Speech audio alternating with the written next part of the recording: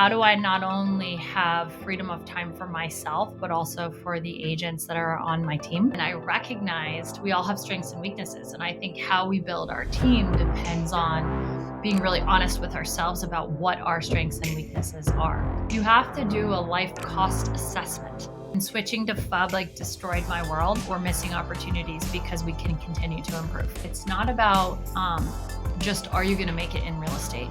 It's how are you going to identify as a human being from this experience? But the key is practicing until you get it right, and then practicing again and again once you get it right. Welcome back to the Reside Platform podcast. We are really excited because we have Keri Shull on the show today.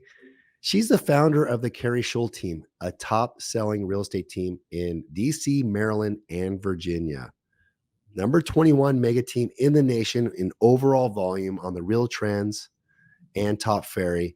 In 2018, Keri co-founded HyperFast Agent, an online community where real estate agents can get life-changing training, personal coaching from Keri and her husband, Daniel Lesniak. Keri, thank you for coming to the show. We're also here with Preston Guyton, of course, the one and only.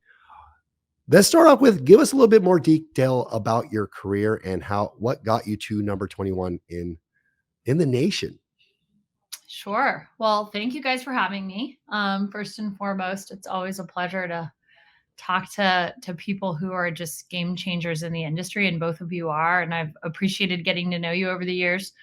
So the thing I want to say before I get into business is I have 4 children that are 8 and under. And so every choice I make in business comes from the vantage point of accomplishing the goal of having financial freedom and time freedom. And so that's been pretty hardwired into my, there we go. Remember your why, into my why on how I build the business the way that I do. And for those of us that are parents or aspire to be parents someday, I think you have constraints on how you build your schedule, how you build your team. And so I looked at it, how do I not only have freedom of time for myself, but also for the agents that are on my team? And so a lot of how we structured things over the years were based on those goals. And I can tell you more about the structure, more about what we did. But I think in order to be successful in real estate, you have to be really good at 3 things. The first is generating leads. Preston can talk to you a lot about that. The second is really attracting amazing people and setting them up for success. And then the third is building deep relationships with your community clients and just having them consistently want to do business with you. And we didn't hear about your background, but we'll get to that. Now, what about for the people that are starting a team or they're in the trenches on lead generating? Because lead generating is number 1, you're saying. Mm-hmm. And then well, it's in the top 3. I think it's all 3. It's not, the lead generation isn't everything, because I know there's people who build teams. I am not in this camp, but there's people who build teams and teach them how to hunt and coach them. And when I am on panels with people who have done that, I'm like, wow, you must be really amazing and have something I don't have, because creating loyalty, if you don't have leads, in my opinion, is close to impossible. But that's just me. Okay. Well, so lead generating, and then at what point do you scale to a team? I mean, at what point in your career did you decide to grow a team or build a team? Let's take me back there, and then maybe that'll answer my question. Sure. So for me personally, I think it's important that you understand your vision when you're making these choices. And so I was very clear early in my real estate career, I'm going to scale an enormous team. I had no idea how I was going to do it, but I knew that that's what I was going to do. So I made choices with that in mind. I hired my first right hand when I did 21 transactions. So when you look at that from the perspective of, did I need help? I talked to these crazy producers that are doing 100 sides on their own right now. And I can't even wrap my head around that, because it wasn't what I experienced. I knew I wanted to put the systems and structure in place to grow a team. And I hired my first person, and then I hired 3 ISAs right after Wow. that, because I knew that I was capable of gassing leads and creating a ton of leads. I coached with Craig Proctor. So Mm. I was really trained on direct response marketing and very confident in my ability to make it rain leads if that's what I wanted. I just did not want to follow up with the leads. And I recognized we all have strengths and weaknesses. And I think how we build our team depends on being really honest with ourselves about what our strengths and weaknesses are. That I'm glad to hear you say that, Keri, because working within Reside and working with teams within Reside and also teams interested in Reside, I hear this often, Preston, and maybe you can touch on it. I can't wait to reach out back to you guys when we're ready. I have some things I need you to do first. So they have this idea. I don't know if it's the vision they have that they need to be doing 50, 60, 100 deals on their own, then to build a team. But to hear you say at 21 deals, I started a team from scratch because you had that in mind. You want to add to that, or what would you say to those people? I think it depends on, there's one thing that I always recommend when I'm coaching agents, and it's you have to do a life cost assessment. Okay, what do I mean Mm, by that? mm, You have to be really clear on, with your current expenses, are they priorities? Are you willing, because you have a big vision, to reduce your expenses? And I'm talking about like car payment, rent for some of them, mm. mortgage payment, like your life expenses, the cost of sending your children to daycare, like all of these things that make up your budget. And there's a survival budget, and then there's what you want to accomplish, which is a whole conversation. But I think you have to look there first and figure out what, to accomplish your vision, what's it worth? So a lot of people talk about profitability. Okay, I'll rewind to when I started my team. I was renting out 4 bedrooms in what I would call a frat house, right? So I had 0 overhead. In fact, I paid for my car and my food from the money I was making from renting out my house. So I could go all in. I could hire 3 ISAs and not feel like I was putting myself in a place of financial pressure. I think for team leaders out there, the first step is, what do you actually want and why? And if your vision is to grow something big where you really do have freedom of time and you can make money when you're sleeping, you have to treat it like a business. You're not going to get there by moving slow. So if you're waiting to get all your ducks in a row, I can tell you this with certainty, they'll never all be in a row. That's Mm. just like a complete, there's always things in your business that break, and then you fix them, and then they break again, and then someone leaves you, and then someone steals from you or lies to you or whatever it is. And so you always have to look at what's driving you to the next level, so you make choices with the end in mind. And Nick, there's, there's never a perfect time. If you wait for a perfect time, you're never going to do anything. There's never a perfect time to have children. There's never a perfect time to start a business. There's never a perfect time to build a team. I think one of the things when I think about it, a lot of times you have those conversations, people don't even have a budget. So it's like, start there. When you're like, oh, what's your budget? What can you afford to do? What can you afford to take out? I'm so surprised a lot of times that people never even look at those things. They don't look at like their monthly personal budget or their monthly business budget. No. So it's even, and you see this a lot, but it's almost like some people like hide from that, having to sit down and do that, because when they sit down and actually do it, they're like, holy cow, I need to change some things. Yep. Um, so those are just some of the things that we run into, Nick, is sitting in and looking at P&Ls and looking at, especially when you're talking about an agent building a team or an agent being an agent, you need to have a budgeting and you need to have that stuff in place so you can look at it. Yep. But I would say, specifically as it pertains to the conversation with Reside, part of what you help people accomplish is having a budget. And so if you're sitting in the seat of, I've been working on my budget for the last 5 years, probably you need to identify that that is not your strength. And Yeah. you need to have someone help you put the right pieces in place, so you're not perpetually in the same mode of, I can't make decisions because I don't understand my finances. At some point, then you have to examine, what's your deeper relationship with money and what are you so afraid of? Yeah. Mm. Mm. Well, I love hearing you talk about the personal side of it too, because, what are you willing to reinvest in your business to grow your business?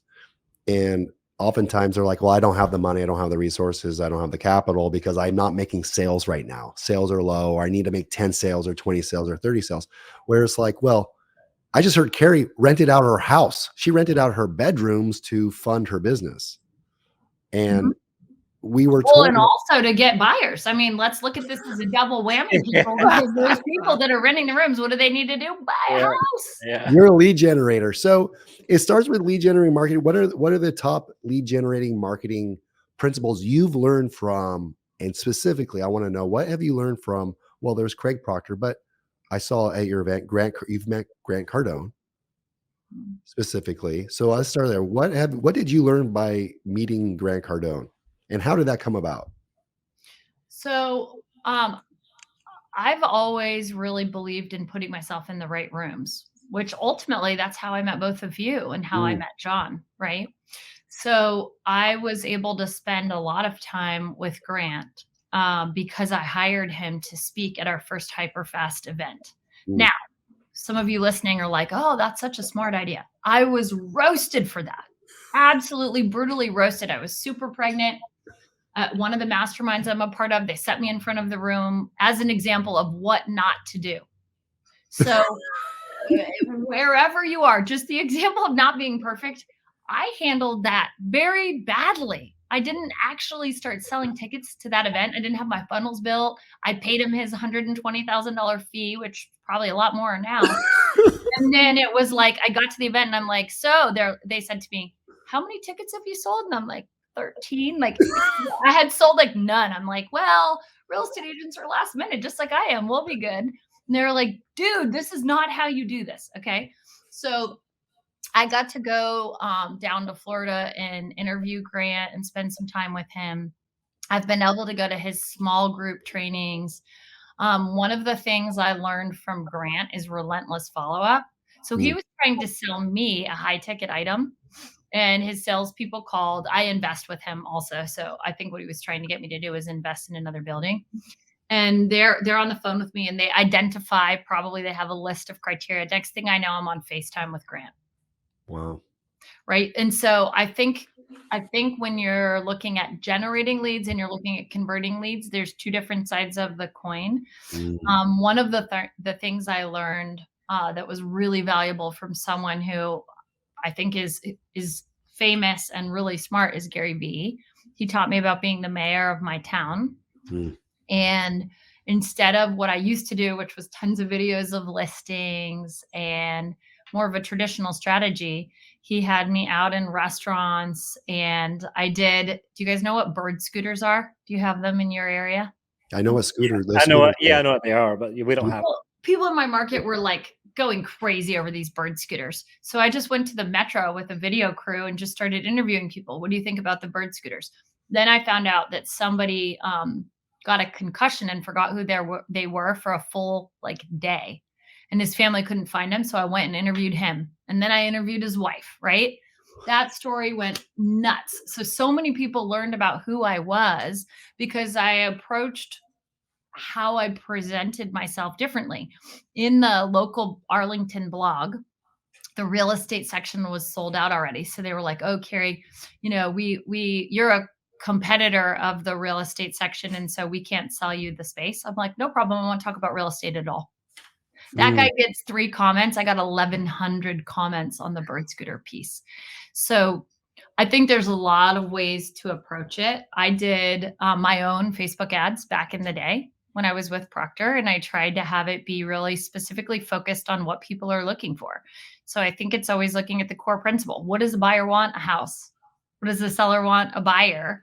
And you just try and think creatively about how to hook their interest and then how to walk them through the process. Currently, do you have a video video production? Do you still? When did you set that up?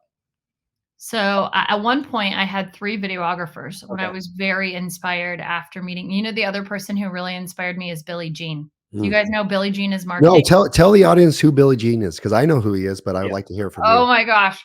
I'm going to try and avoid using a swear word right now. but the core lesson I learned from him is don't be BAF, which is boring as the F word. And it's all about like, hey, if you're going to do a video, make it interesting. Mm. So I'll give you a super specific example, and you can check out our YouTube channel if you want to find it. It's just under my name, Keri Shull Team. When I found out Amazon was moving to our area, we made a Christmas video and we got like a silhouette of Jeff Bezos, and it was like Amazon is coming to town. We changed all the words and then we geo-fenced their headquarters. And we ended up getting a bunch of Amazon people that were moving to the area to use us. I'm pretty sure if they watch that video, you can see like thousands and thousands of people viewed that. They're like, these people are nuts. We love them. Because we were ourselves, right? We're like dressed up. We're like gambling in our office and wearing elf costumes and dancing, and it's wild. So some of the video content that you see is influenced by Billy. And I also hear that you're doing a lot of things that may be trending or people are talking about now. You're like reporting on something that's happening in your market. Mm-hmm. So you got to turn those right away. And we know this from our podcast, right, Preston? That our number one podcast video was like an emergency podcast on the commission lawsuits. Yeah. I bet that got some traction. I'm pissed I didn't think of that idea. Yeah, it's like away. Hijacking what people are talking about and reporting on that. Yeah, because I mean, then they're searching on YouTube and it's showing up, Mm-hmm. So it's kind of speed to lead, speed to video, right? Totally. It's also the principle of like, don't just read the news, be the news, and be the mayor of your, like you said, what Gary Vee told you, be the mayor of your market. Yeah. And when you think of that too, like video production or even blogging, like so many people do the same thing over and over again. They don't give it a lot of thought. But like you want to become the cited source. Like if you become the cited source at a blog and you're giving information out, all the backlinks that people are paying a ton of money for, you're getting for free because you're a cited source and it's information people want to read. Same with video. If you're the first one to get out there, you're sharing something that's different, because most people are going to copy something else. There's not very many creative thoughts out there when you look at like video or blogging. Like I hear people all the time, like, I'm going to just look at what else is ranking. I'm going to create the same thing and copy it and put it in AI and it's going to generate a blog for me. Me too. Totally. Yeah. I do that too. You got but now Google is like, they're the people that are doing that, they're actually giving the most weight to the original person that wrote the article, and they're pushing all the other ones to like page 3, 4, 5, 6, 7, 8. So whenever you're thinking about, coming up with something unique, and obviously it's kind of hard when it's news that's brand new because everybody's doing it, but it definitely helps for sure. Yeah. With the Amazon news, I was in my pajamas. When I heard that, I was already like in bed in my pajamas, no makeup, hair a mess. I went live immediately on Facebook when the news broke, because I understood like I have one opportunity to be first. Yeah. And I'm going to just go ahead and do it right now. There was something that just came to my mind. Originally asking like how, because I think for a lot of team leaders out there, there's a lot of pressure right now to generate leads, right? And they're trying to figure out, how do I make decisions about where to spend money, where not to spend money, and how to structure things so that I'm profitable, right? So we're talking about all different ways of getting people's attention. But I think, and I'm not, Preston, we did not have this conversation up front at all, right? But for me, Google ads are my number one return on investment right now, and it's predictable income. So if I put $1 in, I'm going to get $2.50 out in under 120 days. And then I also have all of the other business that I'll get from Google AdWords. So I think for you, you really should be measuring, what does your ROI look like? And the piece that I struggled with the most, because I used to use a CRM called Infusionsoft. Confusionsoft, like the worst. Sure. The worst. But I'm somebody that, like, when I build out the system, I don't want to break the system. So I started Infusionsoft and I stuck with it for 10 years, and switching to Fub like destroyed my world. I love Fub. Fub is amazing. But one of the things I could never figure out was, okay, I have all these different sources. How much time does it take to go from the lead coming in on average to the lead converting? And what amount of money can I predictably count on coming out? And I think for a lot of agents, it's really hard with that, because if you're somebody that does farming and you do direct mail, we all know you have to have such a huge sample size to actually understand and predict income, that a lot of agents have had to scale back on the direct mail that they're doing. So where can you have a predictable output? Well, Facebook leads are tough because they take forever and maybe the cost is less. But from my perspective, if I'm trying to figure out what to gas right now, I'm gassing sources where some of the leads are far enough upstream that I have predictable income coming every time I put a dollar in. That reminds me of something I learned probably a decade ago, and it was called the cash conversion cycle, right? So when I put a dollar in, how much do I get out? People always ask that question. What's my ROI? Well, okay, I'm hearing 2.5 to 1, right? Or 250%. Okay, but here's the question nobody asks. Over what period of time? Like, how long does it take me to get back my first dollar? So not how long before I get my profit, but how long before I get my money back, so I can reinvest that in another source. And so everything's a little bit different. Google pay-per-clicks can be different than Facebook. Billboards are going to have a different cash conversion cycle than radio versus benches versus newsletters versus direct mail, right? And you just have to understand that because that money's going to be out there for a while before you get it back. Yeah, and it's also breaking people away, because the biggest thing that irritates me is when people are like, well, what's the conversion rate? I'm like, I don't know. What's your systems look like? What does your processes look like? What does your follow-up look like? Anybody giving you like, oh, it's 5% conversion rate, 10% conversion rate, most likely they're full of, you know what? Yep. Because they're getting that number from a vendor that told them a number based on a small sample size, was like probably the best team they ever saw, and that was their average. And when you look at it from, when people ask me that, I'm like, I don't know. Like, it's going to be terrible. It's probably less than 1%, but I know what my ROI is. We spent 500,000. We brought in 1.8 million in commission in a year, so that's what I look at. Like, look at ROI and don't look at conversion percentages, which 99% of the time are going to be bullshit that people come up with in their head to make themselves sound better. Well, and I think, yes, I'm so glad you brought this up, because that would be an impossible metric. And if somebody's telling you, oh, your conversion is going to be 3%, your bullshit meter should be going off like big time. Then the second piece of that is, what can you as the team leader be responsible for, right? So you need to go through every phase and understand, okay, of the leads that come in, how many are you talking to? Of the leads that you're talking to, how many are you converting to an appointment, right? And then figure out where your system is breaking down. If you find that it's breaking down and getting them on the phone, that's a different issue. What can you add? So we were talking about blogs earlier. We actually do something within our CRM now where we have what we call money tags. So I looked at life events like the avatar. Who is this person? Are they a first-time home buyer, a downsizer? Are they moving up? Are they an investor? Are they a builder? Who are they? Right? And then we also have geographic interest, right? So if we have somebody who's searching for homes in Arlington and you serve them a home that's in Maryland, that's really not going to help you convert that lead, right? So how can you foster the right environment with these leads to boost conversion with intention? It's just getting really organized and really specific about how you're communicating with people. We are now at a point. I brought in, do you guys know Grant Wise? Yeah. I love Grant Wise. I brought in Grant Wise as a consultant, and I said, I want to generate more leads. And you know what he said to me? I would love to help you generate more leads. Let's look here first. I'm like, no, I don't want to look there. Don't inspect that. There. My conversion's great. Everything's great. And he's like, okay. And we're going to look there. So of course, when we started shifting, what can I take responsibility for? How can I create an environment where we have more conversion?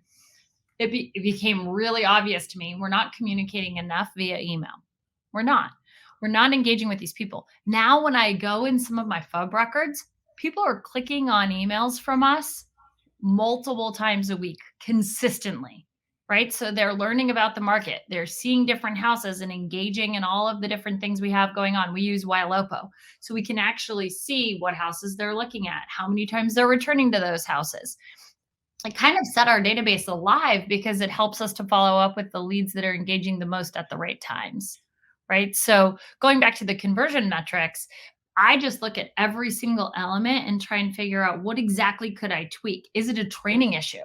Are my agents going on the appointment, or worse, are they going to show a house? My perspective, we always try and get a consultation first. I'm old school, but it's been working for me for a very long time. So if I'm seeing that they're not converting when they're going on a showing, aha, maybe I need to change. Instead of just sending them on a showing, maybe I need to have them do a consultation first so that they are more likely to sign that client.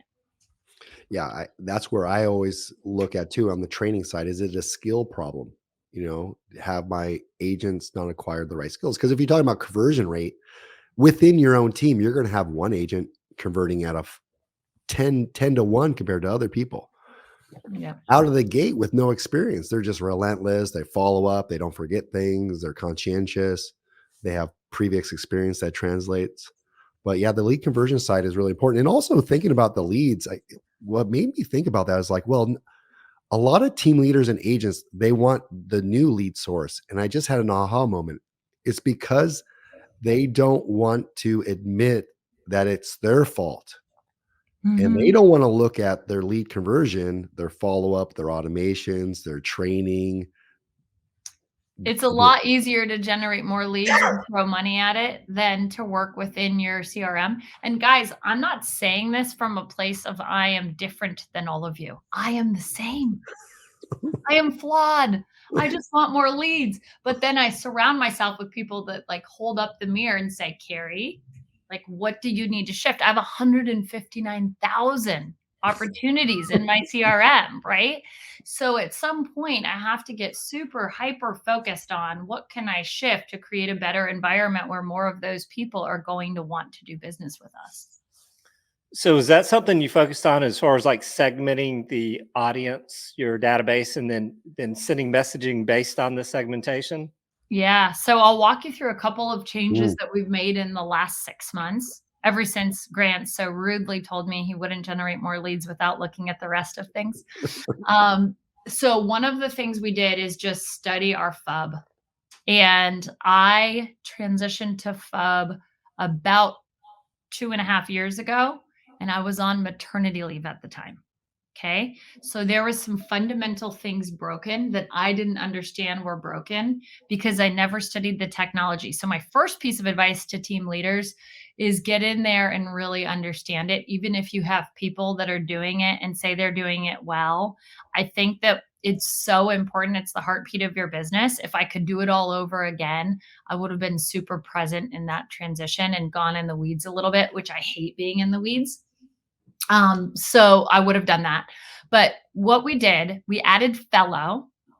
That was a change mm, that we made, and it is just dramatically already. We're seeing so much engagement within people in our CRM. We had a bunch of our Ylopo, our leads that were coming in that weren't actually correctly set up in Ylopo. So they were either sunsetted or they were never set up on the searches to begin with. So, as an example, our Google ad campaigns weren't. So we were missing out on a huge segment, and then we were having to go back and manually get it all figured out and work on the imports. So it's not only segmenting the database in terms of how we give them content to be applicable to where they are, it's also how do we give them value in a way that we're not having to be as hands-on. And one of the changes that was made when I was on maternity leave that I didn't know about, shame on me, yes, they turned off Raya. mm. They turned off so the automatic AI texting component was not on in my CRM at all because they didn't like what Raya said and they didn't give it time to actually work through the CRM. And so now what we're seeing is we are able to convert a lot of those conversations. So I think it's figuring out how to be systematic and in front of people with messaging that'll be applicable to them. And then the most valuable opportunities within our CRM right now are potential sellers. We all want listings, right? So why are we going to go out? Like, if we really think about this, most of the people who are selling are moving up. That's kind of the pattern, right? So if there's somebody who already bought 5 years ago and they're in our system, why wouldn't we be now in touch with them, focused on converting them as a seller? And so one of the biggest ahas for me, we've farmed certain neighborhoods over the years. I was really focused. I like really niche focused marketing. So I wanted to get listings. So I focused on tear down properties. And I did a lot of direct mail and a lot of really specific marketing early in my career. And so that idea of marketing to specific segments of the market in a very specific message has always been with me. But now it's like, why not market to the people who already know, like, and trust me, that have been reading my blogs every week, so they remember to pick up the phone and call me at the right time. So that's a big thing we're tweaking in 2024. And I know Fellow just added a feature that's being rolled out where you're going to be able to not only do it based on the type of person that it is, but also based on their interaction and the number of times they're looking at the home value report. And like, to me, that kind of specificity of dollar spent is just amazing. So how do you like those real seller messages from Fellow? Oh my God, they're so brutal. I actually, in my Q4 meeting, so I'm like a big, like, let's all tackle the problem. I put a screenshot of the screen and I circled one that was $3.2 million. And you know what? My team, I will say this, they're really good at follow-up. They're not perfect, none of us are, but here's the deal. That $3.2 million lead, guess how many times they called the lead? 0. 41. Oh, Guess how many times they called the lead in the last 90 days? that same lead? 0. Yeah. So it was like a timing issue. I'm like, guys, Mm. you followed up with this lead for so long and you dropped the ball for the last 90 days. Yeah. Somebody else got the business. I bet that person that got the listing did not call that lead 41 times and certainly didn't have valuable content that they were engaging with the lead, but it's a numbers game and it's based on timing. So that's something we can take responsibility for. So now I'm trying to figure out, how do I systematically integrate those messages into how we run our cadence of our weekly meeting? I almost want to have it be like a bunch of sucker punches on the screen and then boom, it comes up. And so everybody's just like, oh, and Yeah. then I want to calculate the amount of money that's not in their pocket and just like have it come on the screen and be in their face, like $140,000 of commission lost this week. Because it's painful to us as team leaders. We've got to have it mean something to them. Yeah. Nick, do you know what that is? I don't. Explain it to me. So Fellow, they monitor your database, and whenever a new listing comes live that the person's in your database with an address, you get a message basically saying Lost opportunity. Lost opportunity. Yeah, it's called a real seller. And it gives you, and a lot of times it's people that you sold property to. Past client. Yeah. Yeah, the day I got the 3.2 million, I also had a 1.8 that was a past client. Yeah. Wow. Yeah, I think loss aversion and pain is what pain drives people to action, and the potential of loss, if you can make that real, where you're like, okay, this is commissions. If we don't do anything about it, you lose the commission. It's not that you're going to make the money; it's that you're not going to get it, which hurts. And what in your personal life do you have to get rid of if you don't have make any money? Will really inspire someone. You know, if real estate was, if everyone was inspired by making money, then agents would be relentless every single day, because we can make more money than we could dream of in real estate. So why isn't everyone motivated? And so Keri nailed it. You have to somehow figure out how to work loss aversion or loss or pain. Period. Yep. You know what I do personally to instill that pain in my spirit every day? I don't. I keep those messages coming directly to me. I mean, like, I have a whole team, right? I could easily like, hey, send me a report on this. I'm like, nope, keep me on that list. I'm going to get those every single day, because every day it's going to help to remind me that we're missing opportunities because we can continue to improve. It reminds me of pain. Early in my team building, probably first 6 years, I had a list of on my desk. I had two pictures. One was a picture of a toilet with money being dumped down the toilet, flushed down the toilet. It was literally like a toilet with money, and that represented leads. All the leads that we're not taking action on is like flushing money down the toilet. That was in front of my desk. The other one was a list of people, past clients, missed opportunities, or agents that beat me at something. It drove Mm. me crazy. It was like, oh, I got to win. I want to win there. They beat me. They got me that listing. I lost that. I lost that deal. Did this happen or whatever. And I was inspired because of Michael Jordan's Hall of Fame speech. If you ever seen Michael Jordan's Hall of Fame speech, it's the most crazy thing ever. This is the greatest basketball player of all time. And he gets the Hall of Fame speech and he only calls out people that he proved wrong. Instead of being like gracious, he still had a chip on his shoulder. You know that story about that guy that he got cut from the varsity team? Michael Jordan got cut by the team. Yeah. And he was like, yeah, okay. He flew the guy that made the team over him. He flew first class to his Hall of Fame speech just to call him out from the stand. Have you ever seen that? No, I need to see that. That's No, hilarious. Michael Jordan goes, and remember that story about me not making varsity? He had the guy stand up and he calls him out. He didn't know why he was there. He was like, and it's because of you that I'm here now. Brutal, roast him. And then the guy's like, thanks for the first class trip. Yeah, no kidding. What? Yeah. So it's just, I don't know. You got to learn how to motivate yourself in certain ways. So, how else do you motivate yourself? So you got these, painful things coming to you that motivate you. What else motivates you? My kids. Yeah. Looking at my kids every day, it's like, okay, and my team. So I really am somebody who's impact driven, and a lot of people say that, right? I think for me, when I see that I've made a difference and that there's a domino effect, I talk to my team all the time. It's not about just are you going to make it in real estate? It's how are you going to identify as a human being from this experience? Because discipline, if you tell yourself, I'm going to go out and I'm going to be a real estate agent, and then you don't do the work and you fail, unfortunately, that leaves an imprint on who you are. And you're going to go try and be an insurance agent or try and work at the McDonald's or whatever else you're going to do in your life. And you're going to have this label, failure, on your forehead. And getting out of the mindset where you identify as someone who won't do the work, that's not just a choice they're making about right now. It's a choice they're making forever. And I tell myself the same thing. Like, I go to events. The event I just went at, what is at the top of the page when I summarize what I will do is I will execute.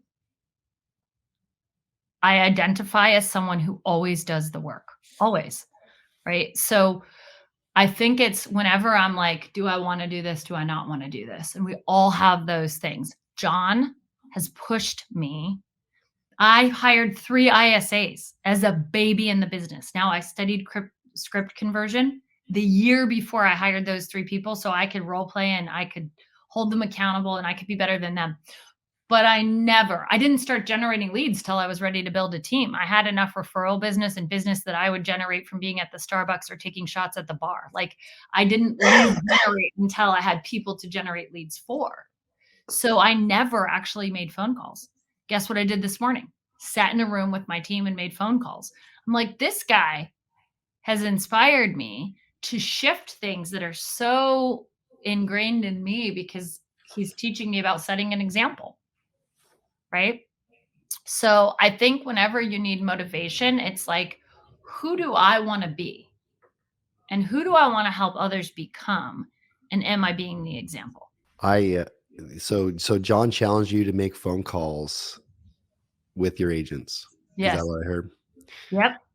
And actually, I haven't been on a listing appointment. I haven't been in production for years. But I have some clients that I've worked with over the years, like as an example, one of the clients that I went on my own listing appointment for a $3 million listing with someone on my team. so they could shadow me.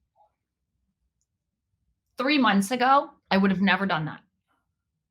I would have introduced them to the person. They still would have listed.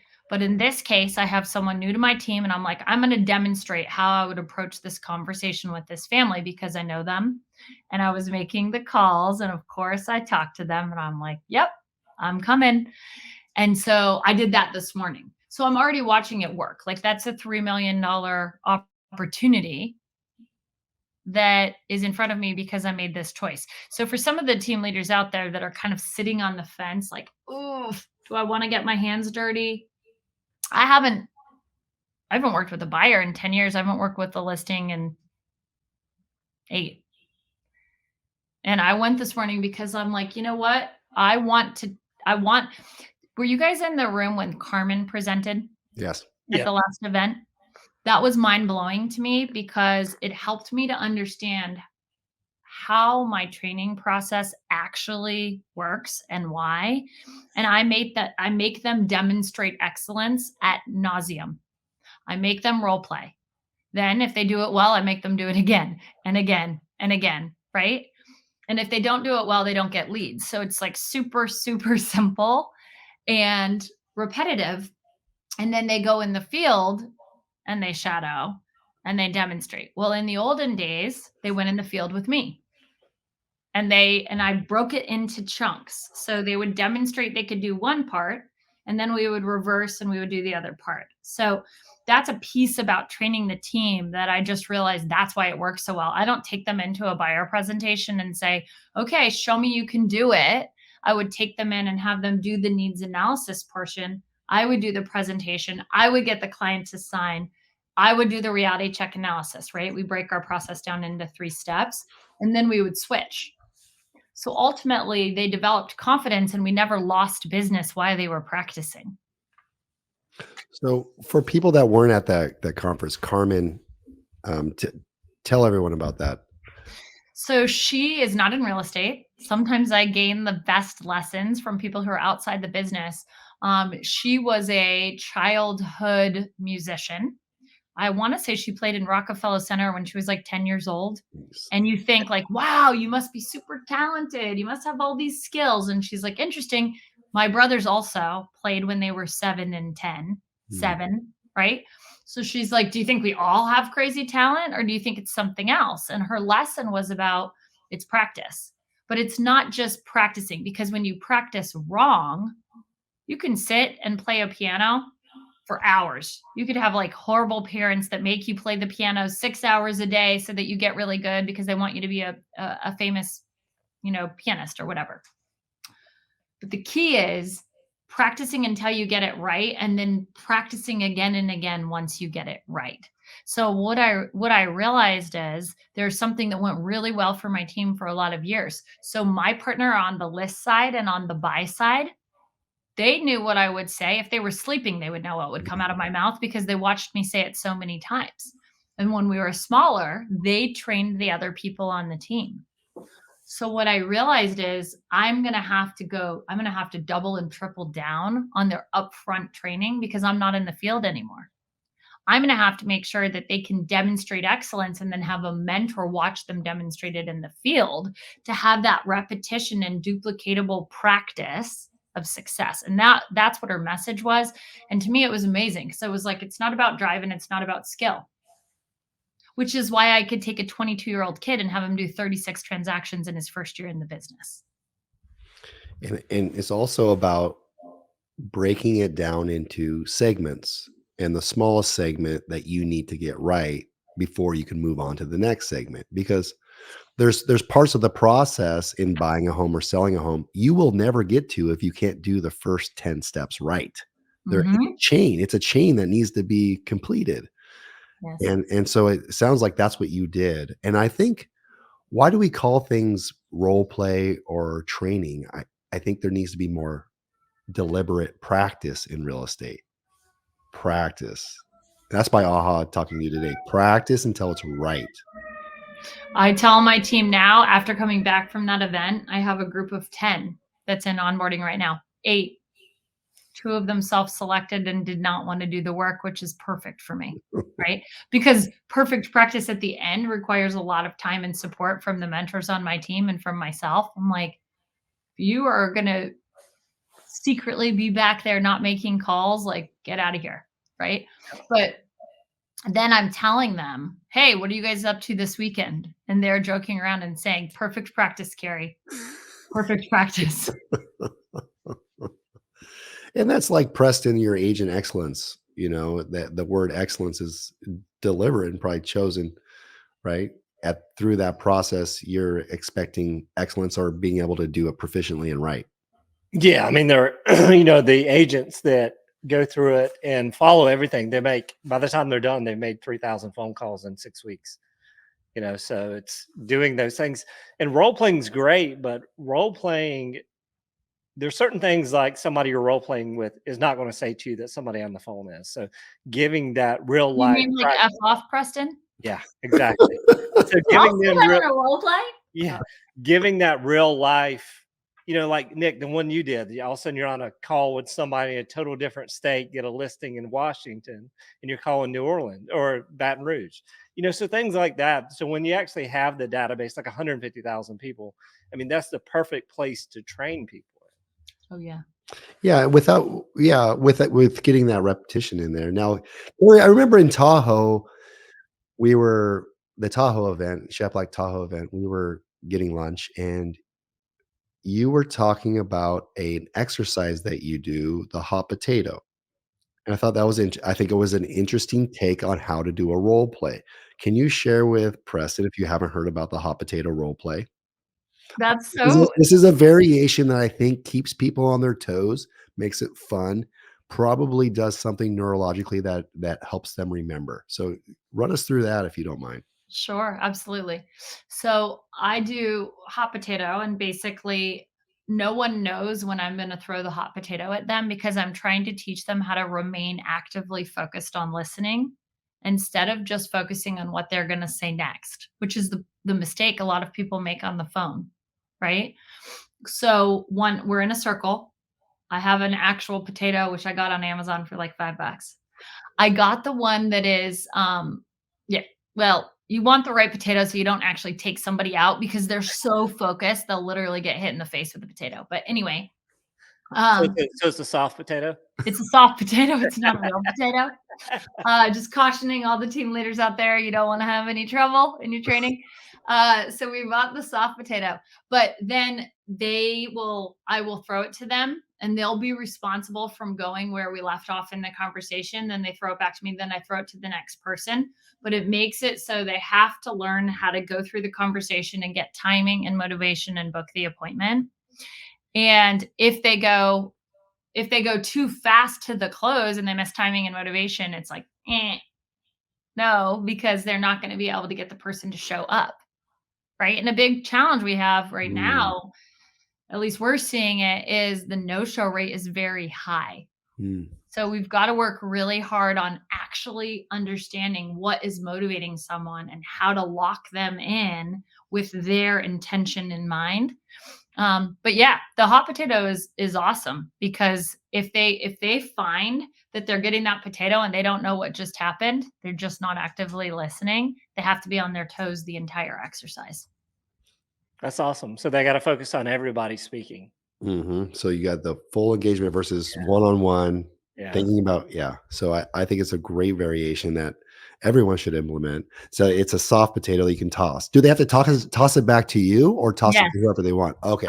I do that on purpose because I want, while I'm responding, so I'll ask the question, I'm the buyer, they're the agents. Mm, While I'm responding, I'm looking at all of them. mhm. So they have to not only be prepared next, they have to retain what everybody has said as it's going around. So it's a lot harder than being on the phone with a single person, Oh which yeah. I like when you're practicing to have the practice actually be so much harder. So by the time they get to the appointment, instead of like anxious, they're like, this is way easier than Yeah. dealing with Keri's bullshit. And how do you give feedback during that process? As I find as a trainer and a coach, giving feedback too soon is sometimes a problem. Do you wait until the end of the role play to give a breakdown? Mm-mm. Not get it always. So so a sometimes few you'll stop the session because we need to talk about this. I think it's important to pattern interrupt. Mm, Sometimes mhm. when we get all the way to the last 2 days of training, they have to stay in character in the evaluation crew. They have like an evaluation form they're filling out about body language, tone of voice, all of the things, right? They're not allowed to interrupt. Um, but if we start going and somebody, doesn't completely get timing and moves on or doesn't completely get motivation and it's not offensive, I might let it keep going in the beginning because they're learning. But if they do something that's like a turn off, like if somebody says, so are you pre-approved? And it's like right out of the gate, we just said hello. And there's somebody who's a seasoned agent and they're brand new to my system. I'm like, no, Yeah. stop. Like, please don't do that. Let's talk about the impact of that as me as the client and my emotional reaction to that. So I do coach along the way. And in terms of how I communicate as a team leader to make that feedback welcome, I say, guys, listen, 89% of agents fail. You've joined me because you're asking for me to compress time and help you to be successful, right? Everyone says right. Say, okay, the next 2 weeks are going to be brutal. I'm going to have to be really hard on you in service of accomplishing that goal. Hmm. And even with that, 50% of you in this room today won't make it. So you're going to have to look at yourself in the mirror every morning and decide if you're going to be one of the people who does the work, who processes the feedback, who is coachable and who makes changes, or if you're not capable of it. Either way, I'm okay. Like, you're not going to hurt my feelings, but it's your decision, right? And so then I say, normally when people give feedback, they do the sandwich method: positive, negative, Mm. positive. Sometimes I'm going to have time to do the sandwich method and I'm going to be positive and then I'll give the negative and we'll keep moving. But a lot of times I'm just going to give you the negative and we're going to keep moving. Do I have your permission? And everybody's like, and so then I just am like brutal. That's That- awesome. That's a fantastic demonstration for everyone on how to run a team session, a team meeting, a team sales, and give feedback. Keri, this has been an awesome podcast and interview. We really enjoyed this conversation. How do people get a hold of you or follow you if they want to learn more about an event you're putting on, or just follow you on social media? Instagram. So they can just go to Keri Shull. I think that's the Keri Shull is my handle. Yeah, they'll find you. They will find me. Yeah. I'm more of a Facebook girl, but Instagram is better because all of my spots. Yeah, you can scale it. You can scale it up. They can follow you. Yeah. Absolutely. Well, thanks again for being on the podcast. If you guys like this interview, please comment, leave us a review, share it with somebody that you know in the real estate industry across North America. Preston, anything to add? That was great. Man, that was awesome. That See was you really, really soon. good. Next event. We'll see Yeah, you for in sure. Nashville.